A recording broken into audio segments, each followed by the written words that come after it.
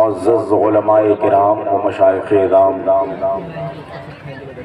و حفاظ کرام و طالبان علوم نبویہ و حاضرین مجلس، السلام علیکم ورحمۃ اللہ وبرکاتہ۔ وعلیکم السلام ورحمۃ اللہ وبرکاتہ۔ الحمدللہ الذی فضل سیدنا مولانا محمدا علی العالمین جمیعا وأقامه يوم القيامة للمذنبين المتلوثين الخطائين الهالكين شفيعا، والصلاة والسلام عليه وعلى كل من هو محبوب ومرغوب لديه، صلاة تبقى وتدوم بدوام الملك الحي القيوم، اما بعد فاعوذ بالله من الشيطان الرجيم، بسم الله الرحمن الرحيم، هل يستوي الذين يعلمون والذين لا يعلمون؟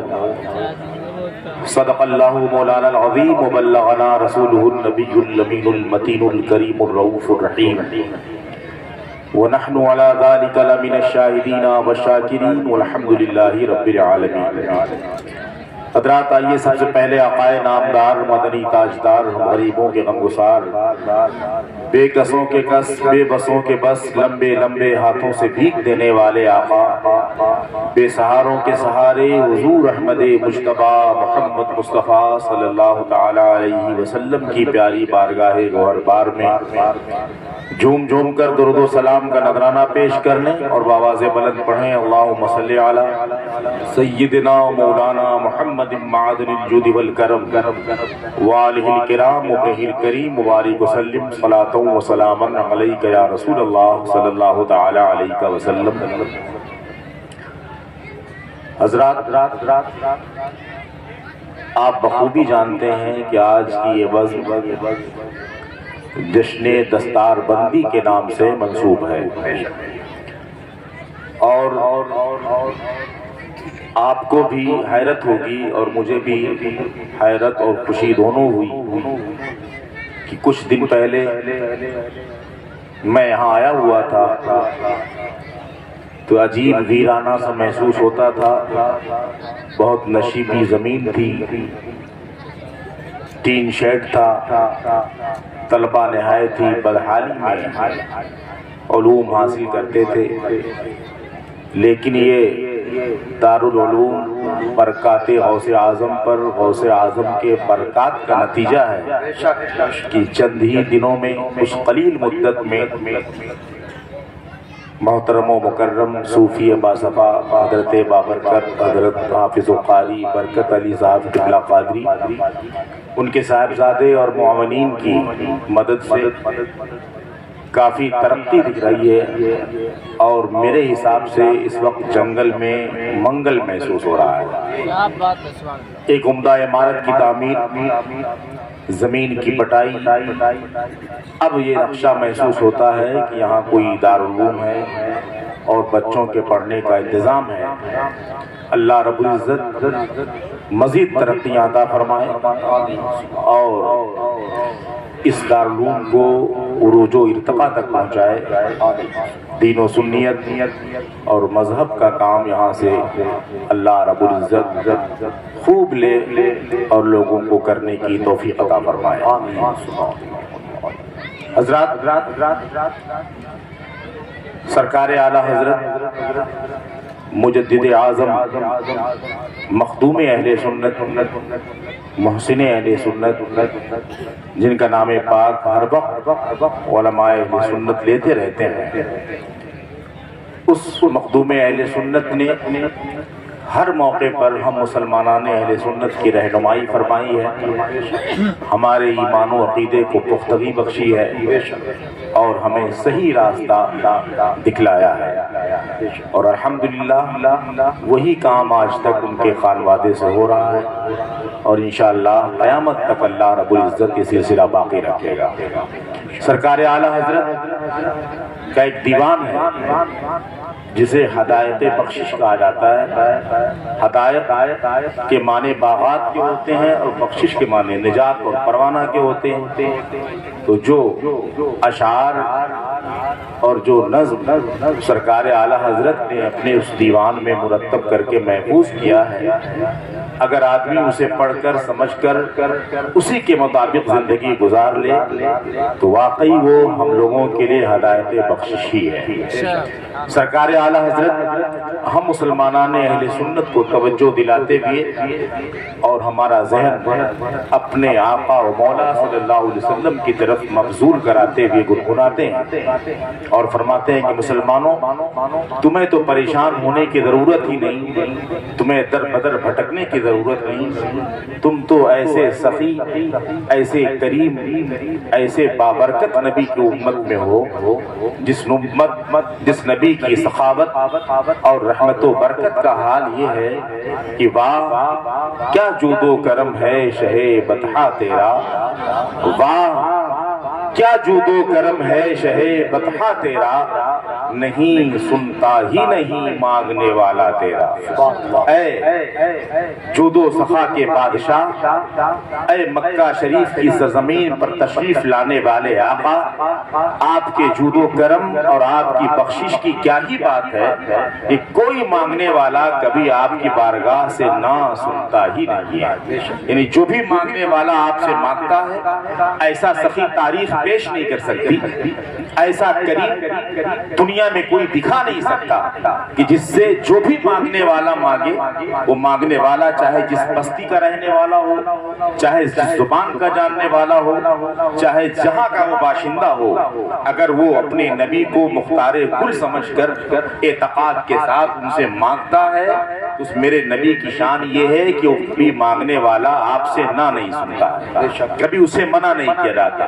آپ دکھائیں کسی مذہب میں، آپ دکھائیں کسی فرقے کے اندر، آپ دکھائیں کسی قوم کے اندر کوئی ایسا سردار موجود ہو کہ جس کی بارگاہ سے مانگنے والا کبھی نہ سنتا ہو۔ یہ تو صرف اور صرف ہماری خصوصیت ہے، امت محمدیہ کی یہ فضیلت ہے، میرے آقا کا یہ معجزہ ہے، ان کا کمال ہے کہ ان سے مانگنے والا جب بھی مانگتا ہے تو کبھی وہ نہ نہیں سنتا، بلکہ میرے آقا سرکار اعلیٰ حضرت تو یوں بھی گنگنانے لگتے ہیں کہ مسلمانوں تم صرف اسی پر تعجب میں ہو کہ وہ مانگنے والے مانگتے ہیں تو آقا سے نہ نہیں سنتے، نہ سننا تو بہت دور کی بات ہے، وہ تو ایسے سخی ہیں میرے آقا، ایسے کریم ہے آپ پر کہ میرے کریم سے گر قطرہ کسی نے مانگا، میرے کریم سے گر قطرہ کسی نے مانگا، دریا بہا دیے ہیں دربے بہا دیے ہیں۔ میرے آقا سے کوئی قطرہ مانگتا ہے، ایسے سخی ہیں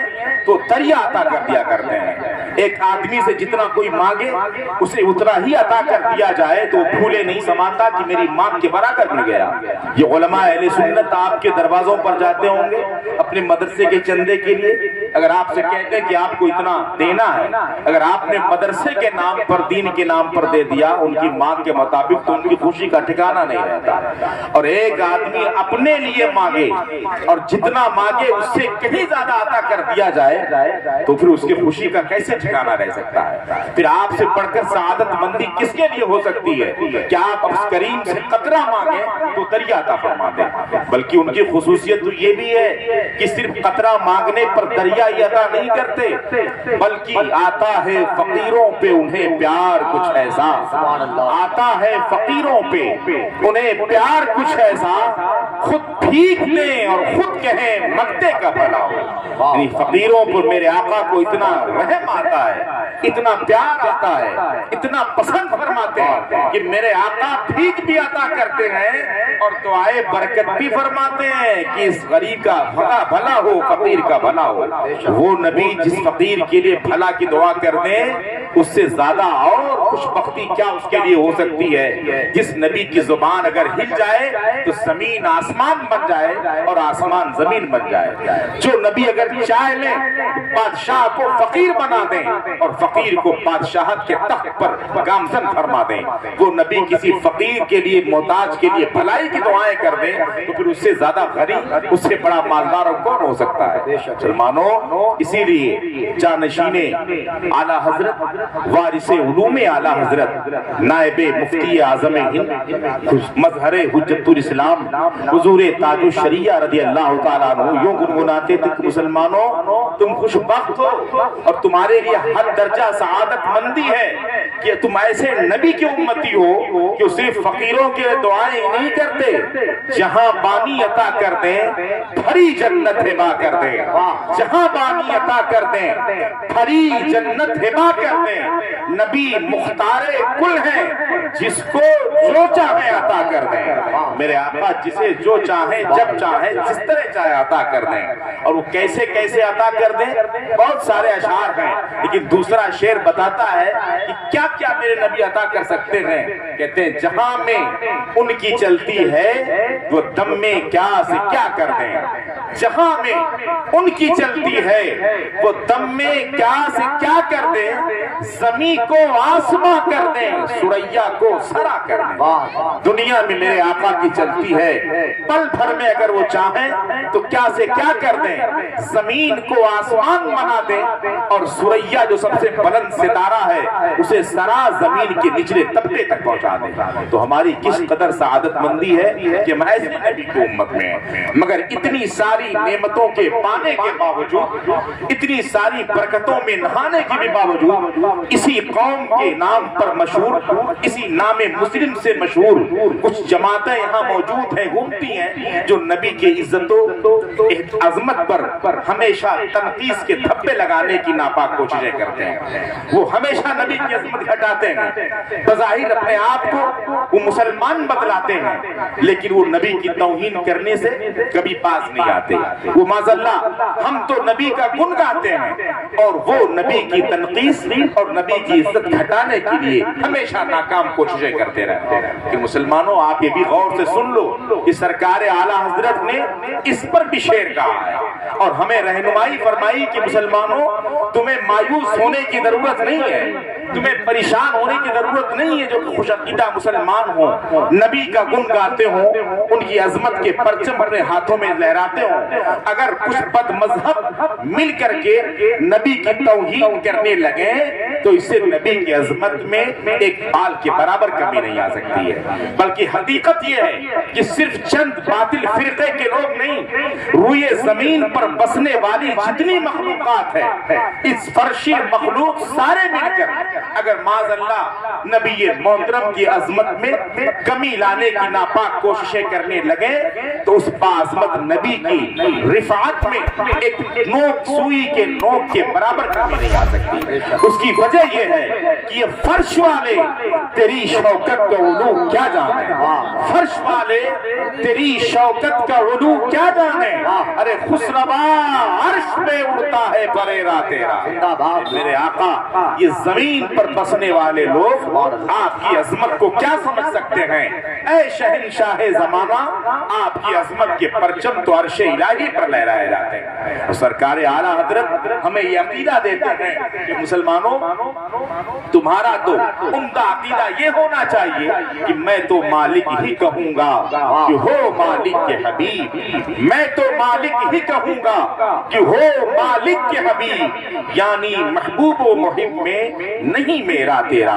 تیری سرکار میں لاتا ہے رضا اس کو شفیع جو میرا غوث ہے اور لاڈلا بیٹا تیرا. حضرات ابھی میں نے جس آیت کریمہ کی تلاوت کا شرف حاصل کیا، اللہ رب العزت کا ارشاد گرامی ہے کہ کیا وہ لوگ جو جانکار ہیں اور وہ لوگ جو جانکار نہیں ہیں کیا یہ دونوں برابر ہیں؟ یہ کیا جسے سوال کے لیے بولا جاتا ہے اردو میں، ایسے بھی کیا کبھی انکار کے لیے بولا جاتا ہے. جیسے کسی چیز پر یقین ہو جائے, آدمی کہہ دے کیا یہ مائک ہے, کیا یہ سونا ہے, کیا یہ آسمان ہے, کیا یہ جن ہے. یعنی جس چیز سے انکار کیا جاتا ہے اس انکار کے لیے بھی لفظ کیا کا استعمال کیا جاتا ہے. اسے عربی میں استفہام انکاری کہا جاتا ہے. یہ خدا فرماتا هل يستوي الذين يعلمون والذين يعلمون, کیا وہ لوگ جو علم والے ہیں, جانکاری والے ہیں, اور وہ لوگ جو علم نہیں رکھتے, کیا یہ برابر ہے؟ اس کا مطلب یہ ہے کہ خدا فرماتا ہے یہ دونوں برابر نہیں ہو سکتے.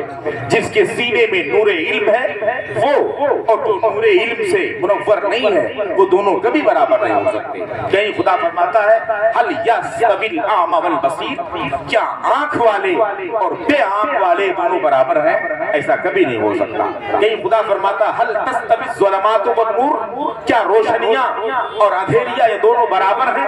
تو اندھیری اور روشنی دونوں برابر نہیں ہو سکتی. تو جیسے اندھیری اور روشنی برابر نہیں ہو سکتی, دن اور رات برابر نہیں ہو سکتے, جیسے بینا اور نابینا برابر نہیں ہو سکتے, ایسے اہل علم اور بے علم یہ دونوں برابر نہیں ہو سکتے. جنہیں اللہ نے علم عطا فرمایا ہے, علم صالح, علم نافع عطا فرمایا ہے, ان کا درجہ بلند و بالا ہے. وہ اپنے ایمان کی حفاظت خود کریں گے, اپنے عقیدے کی حفاظت کریں گے, اور دیگر مسلمانان کی بھی ایمان و عقیدے کی حفاظت کے سامان فراہم کر لے جائیں. وہ اپنے اعمال صحیح طریقے پر خود بھی ادا کریں گے, اور دوسروں کے اعمال کی صحت کے طریقے بھی بتاتے رہیں گے. اہل علم میں ایک طبقہ ان لوگوں کا ہے جو قرآن پاک کی آیات کو اپنے سینوں میں محفوظ کرتے ہیں. آج میں چاہتا ہوں کہ تھوڑی دیر اسی قرآن کی عظمت پر آپ کے سامنے کچھ گفتگو کروں جو آپ کے سمجھ میں آئے. قرآن کریم کا حفظ کر لینا, قرآن شریف کی تلاوت کر لینا, یہ بھی ایک عظیم نعمت ہے. جیسے قرآن پاک کے بارے میں مشہور آیت کریمہ ہے کہ تبیانا لکل شیء, یہ قرآن میں ہر چیز کا بیان ہے. تو جیسے قرآن میں ہر چیز کا بیان ہے تو ہدی و رحمت و بشریٰ للمسلمین بھی ہے. یہ قرآن یہ ہدایت بھی ہے مسلمانوں کے لیے, قرآن یہ رحمت بھی ہے مسلمانوں کے لیے, اور قرآن یہ خوشخبری بھی ہے مسلمانوں کے لیے. قرآن میں ہر چیز کا بیان ہے. آپ سوچیں کہ ہم قرآن میں ہر چیز کا بیان نہیں پاتے, تو قرآن میں ہر چیز کا بیان وہی پائے گا جو قرآن سمجھتا ہو, قرآن کے مفاہیم جانتا ہو, قرآن کا علم رکھتا ہو. خالص تلاوت کر کے آپ قرآن میں ساری چیزیں نہیں پا سکتے. جو اہل علم ہیں, اہل بصیرت ہیں, ان کے لیے قرآن میں ہر چیز موجود ہے. حضرت عبداللہ ابن عباس رضی اللہ تعالیٰ عنہ جو راس المفسرین کہے جاتے ہیں, تفسیر کرنے والے علماء کے سردار کہے جاتے ہیں, وہ خود فرماتے ہیں کہ قرآن میں ہر چیز کا بیان ہے. وَلَوْ زَعَنِي يَقَالُ بَعِيرٌ, اگر میرے اونٹ کی رسی گم ہو جائے تو لَوَجَدْتُهُ فِي كِتَابِ اللَّهِ, تو میں اسے قرآن پاک میں تلاش کر لوں. یعنی قرآن میں اتنے علوم موجود ہیں, یہ اور چیزیں تو موجود ہی ہیں. اگر میرے رسی جو ان سے اونٹ کے پیر باندھے جاتے ہیں, جسے اونٹ کو محفوظ کیا جاتا ہے, وہ بھی اگر گم ہو جائے تو میں اسے بھی قرآن میں تلاش کر لوں گا. حضرت عبداللہ ابن مسعود فرماتے ہیں کہ قرآن میں ہر علم ہے, قرآن میں ہر چیز موجود ہے. مولا علی فرماتے ہیں جمیع العلم فی القرآن لاکن, قرآن میں تمام علوم موجود ہیں لیکن اس سے لوگوں کے فہم سمجھنے سے قاصر. تمام آدمیوں کے دماغ اسے سمجھ نہیں سکتے, ورنہ جتنے علوم ہیں وہ سارے علوم قرآن کے اندر موجود ہیں. مسلمانوں, تمام علوم قرآن کے اندر موجود ہیں, لیکن کتنی بے حسی ہماری ہے, کتنی محرومی ہماری ہے کہ جس قرآن میں تمام چیزیں موجود ہیں اس قرآن کو سمجھنا تو بہت دور کی بات, ہم اس کی تلاوت سے بھی دور نظر آتے ہیں. اور خود تو تلاوت سے دور ہیں ہی ہیں. جو لوگ قرآن کی تلاوت سے مشرف ہوتے ہیں ان سے بھی ہم دور اختیار کیے رہتے ہیں. یہ ہماری بدنصیبی ہے کہ خود بھی تالیہ قرآن نہیں, اور جو تالیہ قرآن ہیں ان سے بھی ہم دور اختیار کیے ہوئے ہیں. ورنہ صرف قرآن کے مفہوم کو سمجھ لینا ہی ضروری نہیں ہے. جو لوگ قرآن کے مفاہیم نہیں سمجھ سکتے, خالص قرآن کی تلاوت سے اگر وہ اپنے آپ کو مشرف کر لیں تو بہت ساری بلائیں ان کی دور ہو جائیں, بہت ساری مصیبتیں ان سے دور ہو جائیں, رحمتوں برکتوں کا خزانہ ان کے گھر میں پھوٹ پڑے اگر صرف قرآن کی تلاوت سے اپنے آپ کو مشرف کر لیں۔ قرآن تو ایک ایسا نسخہ کیمیا ہے جو ہر موقع پر آپ کی دستگیری کرتا ہوا نظر آئے گا۔ آپ اپنے آپ کو قرآن کی تلاوت سے مشرف کریں، ابھی آپ دیکھیں آپ کے گھر رحمتوں انوار سے بھر جائیں گے، آپ کی ساری پریشانیاں دور ہو جائیں گی، آپ کی بڑے سے بڑے مشکلات آسان ہو جائیں گے۔ جب آپ پر بڑی آفتیں آتی ہیں تو آپ علماء کا رخ کرتے ہیں، حضور دعا پھونک دیجئے، حضور آپ کچھ تعویذ لکھ دیجئے۔ یہ علماء، یہ موعظین کیا لکھتے ہیں کاغذوں میں؟ گالیاں لکھتے ہیں، گانے لکھتے ہیں، خرافات لکھتے ہیں؟ ایسا نہیں ہے۔ عموماً وہی تعویذ زیادہ مؤثر ہوتی ہے جس میں قرآنی آیات لکھے جاتے ہیں، ان کے عادات لکھے جاتے ہیں، صورتیں لکھی جاتی ہیں، اسے پھونکا جاتا ہے۔ تو جہاں آپ دوسروں کا رخ کر کر اپنی پریشانیاں دور کرواتے ہیں، اگر خود تالیہ قرآن بن جائیں، خود قرآن کی تلاوت کرنے والا بن جائیں، اپنے بچوں کو حافظ قرآن بنا دیں، قاری قرآن بنا دیں، تو برکت تو پہلے آپ کے گھر میں موجود رہ جائے، آپ کو در در کی ٹھوکریں نہ کھانی پڑیں۔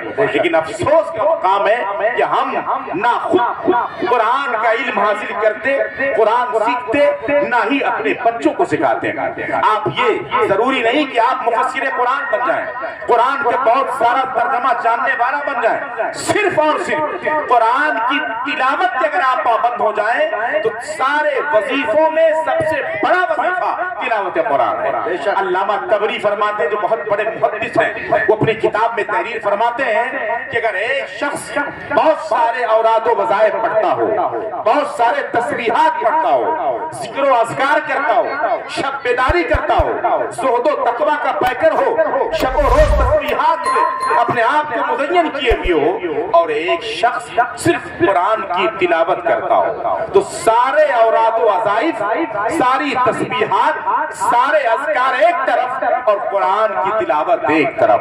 قرآن کی تلاوت پوری شب اور پورے دن کے ذکر و اذکار، تسبیح و تہلیل اور اوراد و وظائف پر کہیں بھاری ثابت ہو جائے گا۔ اس لیے آپ تلاوت قرآن سے اگر اپنے آپ کو مزین کر لیں تو بہت ساری پریشانیاں آپ کے حل ہو جائیں۔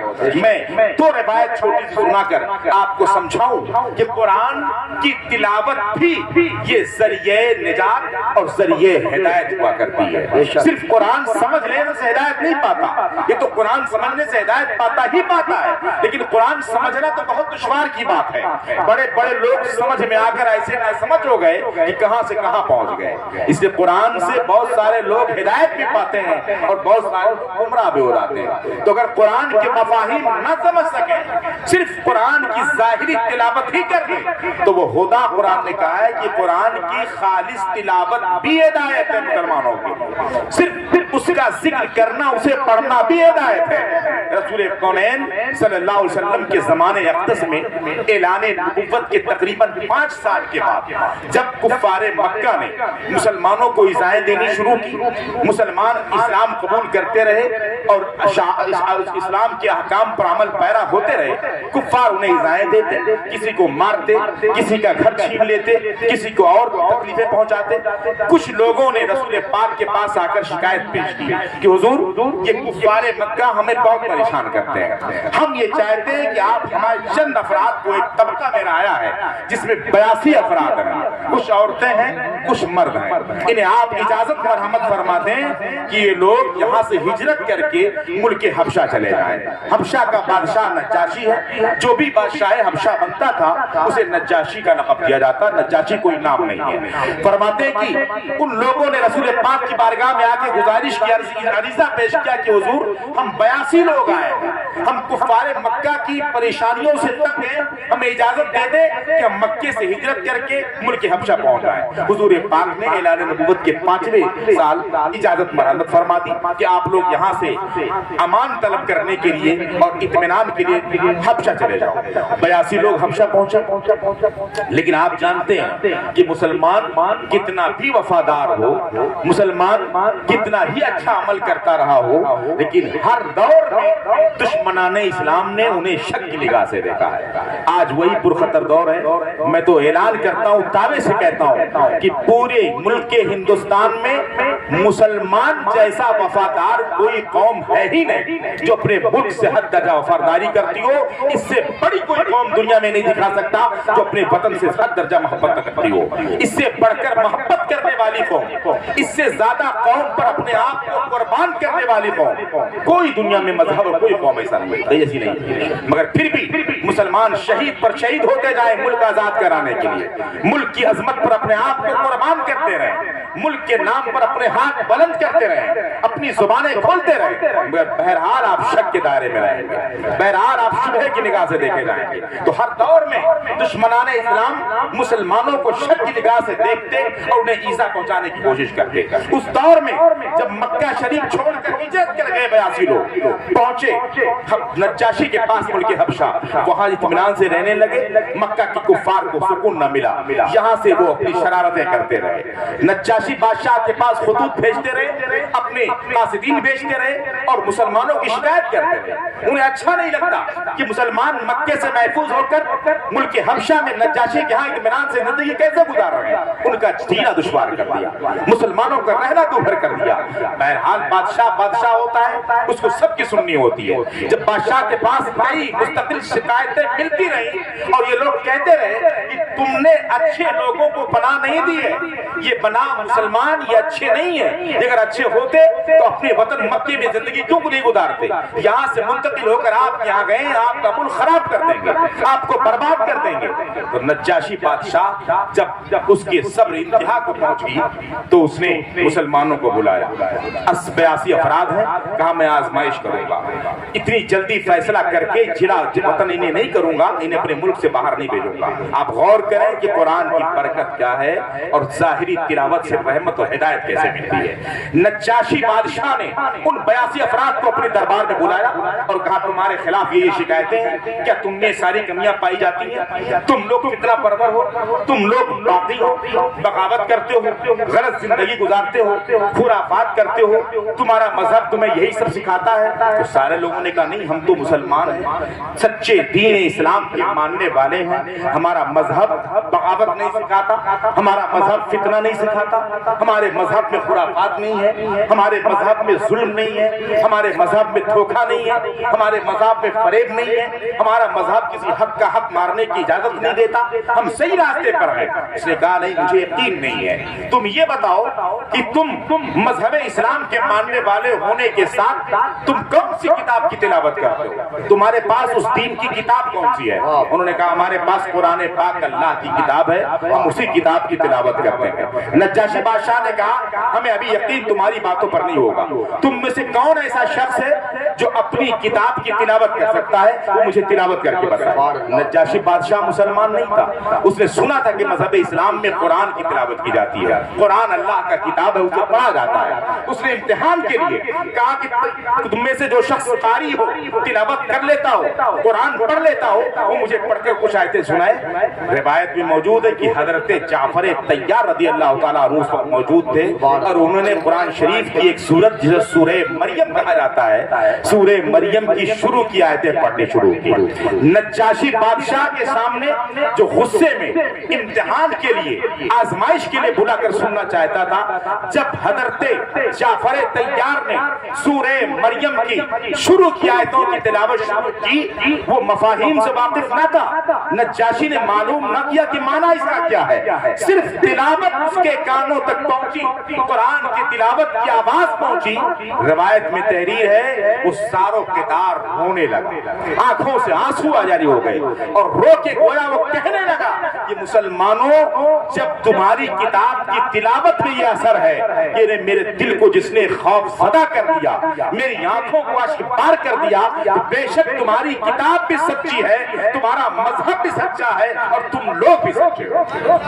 نعرہ تکبیر, نعرہ رسالت, فیضان غوث اعظم, دارالعلوم برکات غوث اعظم حضرت علامہ قمر الدین بغدادی صاحب قبلہ, حضرت علامہ رحمان فیضی صاحب قبلہ, نعرہ تکبیر. اسی لیے ہم علماء اہل سنت ہمیشہ تنبیہات کرتے ہوئے آپ سے کہتے رہتے ہیں, وہ زمانے میں معزز تھے مسلمان ہو کر, وہ زمانے میں معزز تھے مسلمان ہو کر, آج ہم خار ہوئے تارک قرآن ہو کر. اس زمانے میں معزز تھے مسلمان ہو کر، آج ہم خار ہوئے تاریخ قرآن ہو کر۔ آج بھی ہو جو براہیم سا ایمان پیدا، آگ کر سکتی ہے انداز گلستہ پیدا۔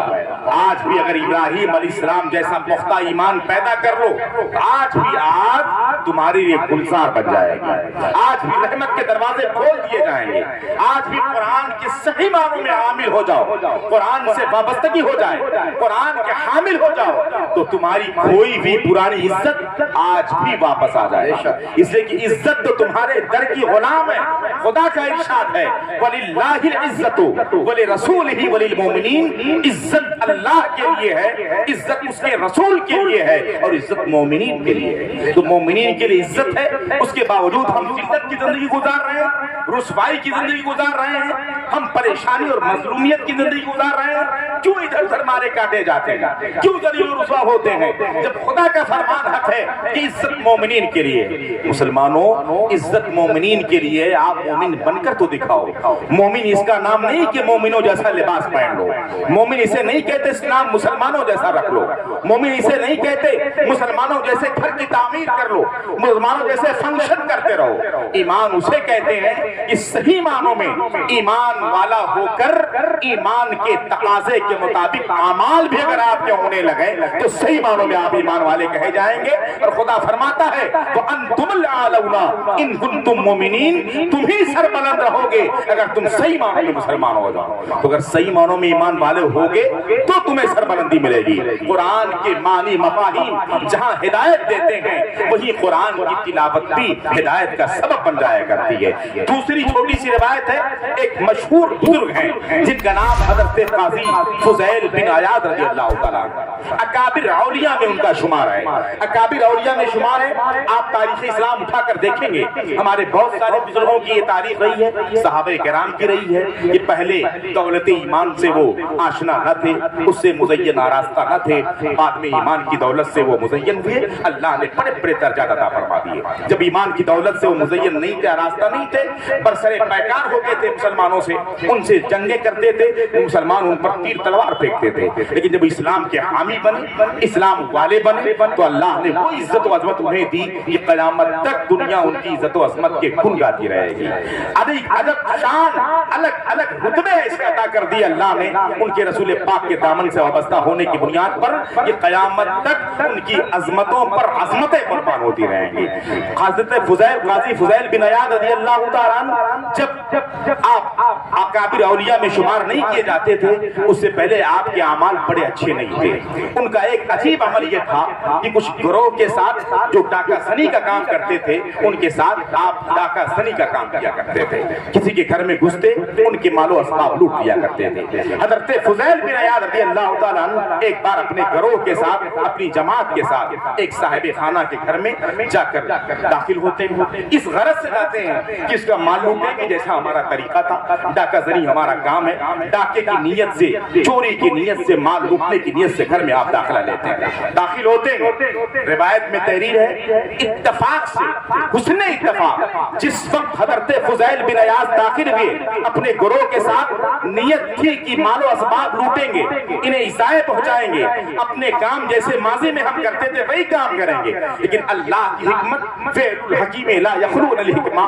حکیم کا کام حکمت سے خالی نہیں ہوتا ہے۔ اسی وقت جب فضیل بن عیاض داخل ہوتے ہیں اس گھر والے کے گھر میں، تو صاحب خانہ قرآن کی تلاوت کر رہا ہوتا ہے، اور قرآن کی تلاوت کرتے کرتے وہ اس آیت مقدسہ پر پہنچتا ہے جس آیت کا مفہوم بھی اپنے اندر ہدایت کا معنی لیے ہوئے ہے۔ وہ پڑھتا ہے الم یعنی للذین آمنوا، کیا ایمان والوں کے لیے یہ وقت نہیں آیا ان تخشع قلوبہم لذکر اللہ، کہ ان کے دل اللہ کے ذکر سے خائف ہو جائیں، ڈر والے ہو جائیں، خشیت پیدا ہو جائے۔ اس آیت کی اس نے تلاوت کی، حضرت فضیل بن عیاض کے کانوں سے جب یہ آیت کریمہ کی تلاوت ٹکراتی ہے تو آپ کے اوپر کپ کپی طاری ہو جاتی ہے، تھرا جاتا جاتا ہے بدن۔ اس آیت کو سن کر بدن پہ تھرراہٹ اور کبھی تاری ہوئی، ترتراہٹ ہوئی، اور آپ نے چھوڑ دیا اپنا وہ بد کام، اور آپ نے توبہ کیا کہ آئندہ میں وہ کام نہ کروں گا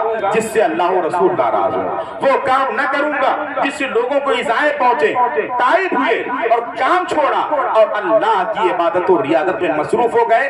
قرآن کی اس آیت نے اس طرح ہدایت کا کام کیا کہ ایسے اللہ کی بارگاہ کے اوپر گزیدہ بندہ بنے، ایسا مجاہدہ اور ایسی ریاضت کرتے رہے کہ اللہ نے انہیں اکابر اولیاء میں سے شمار کرنے کا درجہ عطا فرما دیا۔ یہ اکابر اولیاء میں شمار کیے جانے لگے۔ حضرت فضیل بن عیاض نے اس آیت سے ہدایت حاصل کی، جس سے سمجھ میں آتا ہے قرآن کی آیات سے بھی لوگوں کو ہدایتیں بھی ملتی ہیں اور لوگوں کو برکتیں بھی ملتی ہیں۔ اگر آپ اپنے آپ کو اس سے مدین نہیں کیے ہوئے ہیں تو یہ کوئی عمر علم حاصل کرنے کے لیے متعین نہیں ہے۔ خود اللہ کے رسول فرماتے ہیں اطلبوا العلم من المہد الی اللحد، علم حاصل کرو ماں کی گود سے لے کر قبر تک جانے تک۔ اطلبوا العلم ولو کان بالصین، علم حاصل کرو اگر تمہیں ملک چین تک یا دور دراز مقامات کا سفر کرنا پڑے۔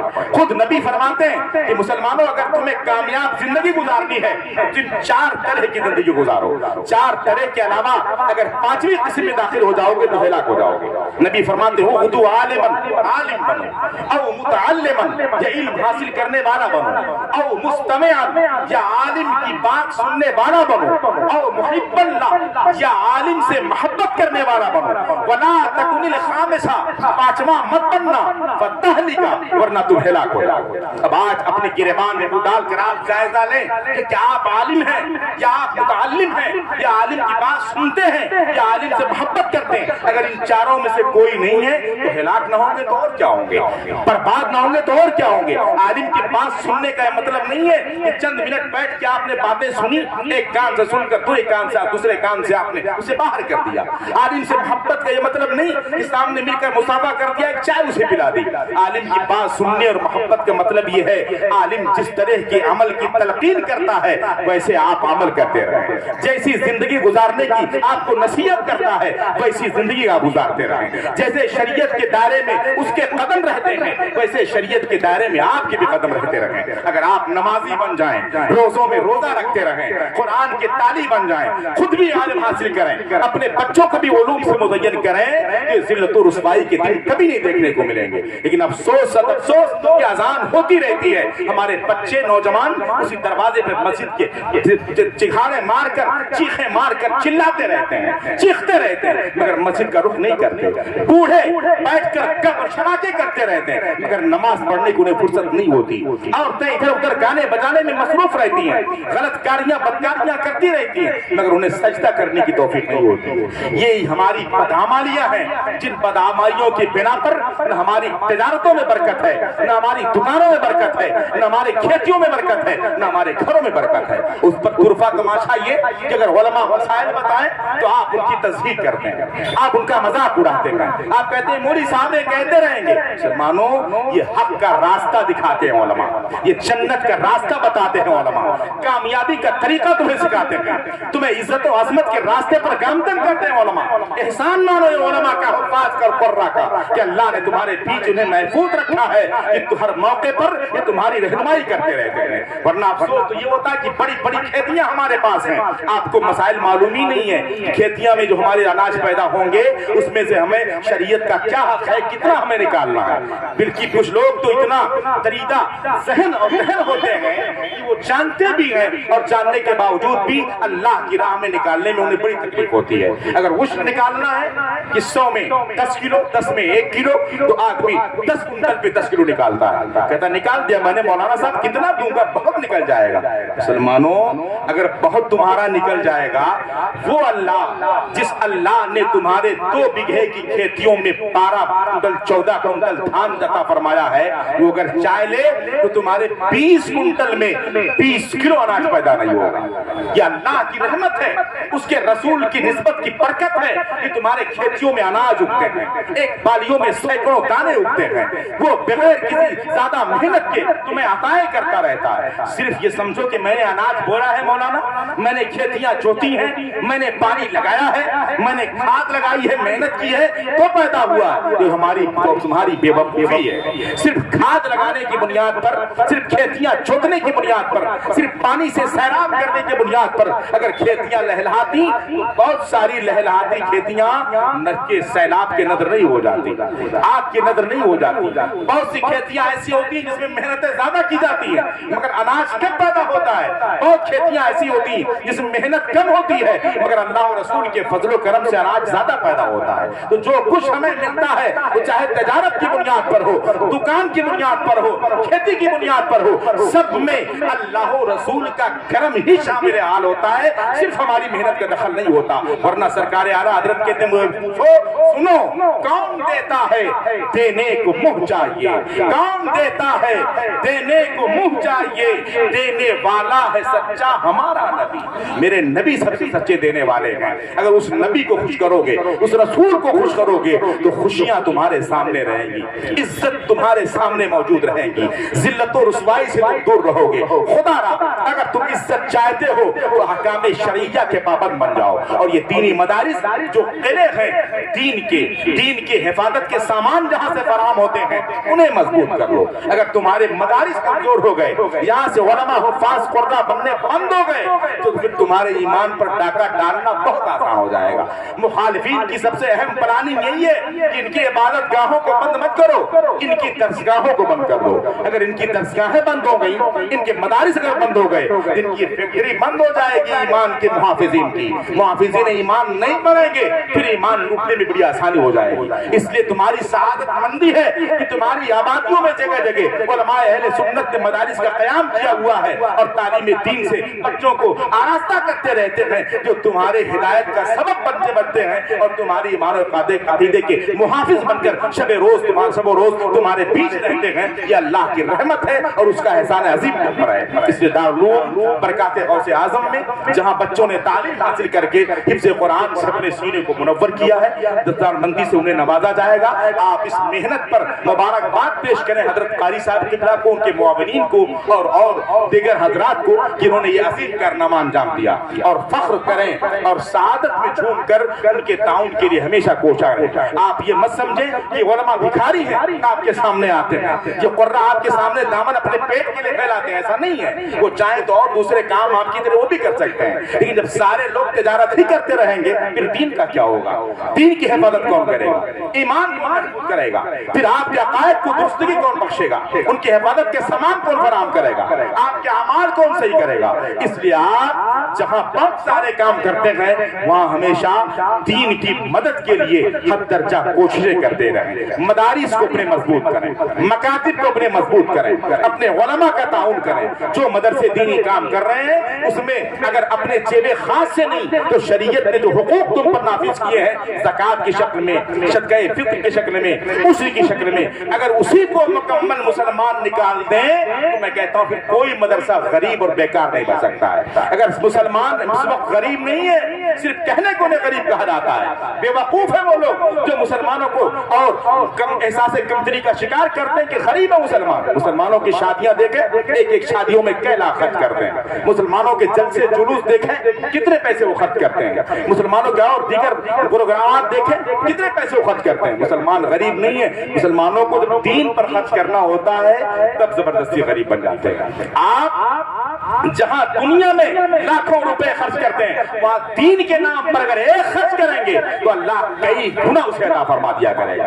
आपके साथी काम में खर्च करने से इजाफा हो कोई जरूरी नहीं है, लेकिन दीन के नाम पर अगर खुलूस व लिल्लाहियत के साथ आपने खर्च किया तो अल्लाह इतना अता कर देगा, इतना अता कर देगा कि तुम्हारे समेटने से सिमटेगा नहीं। इसलिए खुदारा अपने अमाल दुरुस्त कर लो, खुद सही मानों में मुसलमान बन जाओ, अहकाम शरा के पाबंद बन जाओ, उलमा जो बताए اس راستے پر گامزن ہو جاؤ اور بالخصوص اپنے گھروں میں تلاوت قرآن کا ایک طریقہ اپنا لو، ایک ماحول پیدا کر دو کہ جب صبح نمودار ہو تو آپ کے گھروں سے تلاوت قرآن کی آواز آتی ہے، جب لوگ سونے لگے تو آپ کے گھروں سے تلاوت قرآن کی آواز آتی ہے، آپ کے بچے قرآن گنگناتے رہیں، قرآن پڑھتے رہیں، علماء کے تقاریر، ان کی نصیحت آموز باتیں، نعت خوانانہ رسول کی نعت کے اشعار، یہ سن کر زندگی گزارو۔ گانے بجانے کودنے سے آپ کا نہ دنیا میں بھلا ہوگا نہ آخرت میں بھی آپ کو فائدہ ملے گا۔ اس لیے آپ پر لازم و ضروری ہے کہ علماء کی باتوں پر عمل کر کے دین سمجھیں، دین سے قریب ہوں، صحیح معنوں میں مسلمان ہوں، ایمان کے تقاضے کے مطابق آپ عمل کریں،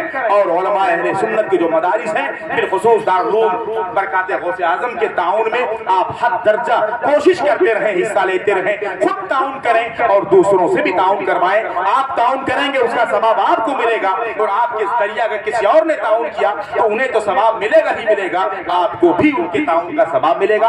حدیث پاک ہے من سنّا سنتن حسنتن فلہ اجرھا واجر من عمل بها، جس نے کسی نیک چیز کی بنیاد ڈالی اسے اس کا اجر ملے گا، اور اس پر جو قیامت تک عمل کرتے رہیں گے اس کا اجر بھی انہیں ملے گا، اور ان کے اجر سے کچھ کمی نہیں کی جائے گی۔ اس لیے آپ حضرات ضروری سمجھ کر صحیح معنوں میں اب مشکلات کتنے جھیلو گے، ذلتوں میں کتنے آپ ڈوبے رہو گے، آپ ہوش کے ناخون لو اور اپنے آپ کو بیدار کرو، اپنے ایمان و عقیدے کو پہلے محفوظ کرو، بد مذہبوں سے دوری اختیار کرو، اور ایمان و عقیدے کی حفاظت کے ساتھ عمل کرنے کی کوشش کرو۔ میدان عمل میں اگر آپ قوی ہو گئے آپ کا سب کچھ طاقت ہوگا ہو جائے گا، سب کچھ آپ کا بن جائے گا، اور آپ دنیا اور آخرت دونوں میں کامیاب ہو جائیں گے۔